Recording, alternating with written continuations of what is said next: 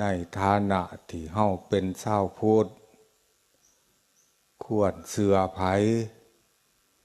ควรประพฤติปฏิบัตินำไผควรตั้งจิตตั้งใจจังใดมันสิเกิดประโยชน์เกิดความร่มเย็นเป็นสุขควรฟังความเว้าผู้ใดควรเชื่อไผ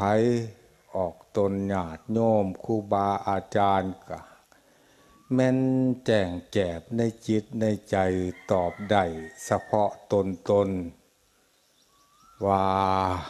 ควรเชื่อพระพุทธเจ้าแล้วเชื่อคำสอนของพระพุทธองค์ที่พระองค์มีพระกรุณาอันบ่มีที่สิ้นสุดนำมาตรัสมาบอกมาสี่มาแจงด้วยปัญญาอันยิ่งด้วยสัพพยุตญาณอันยิ่ง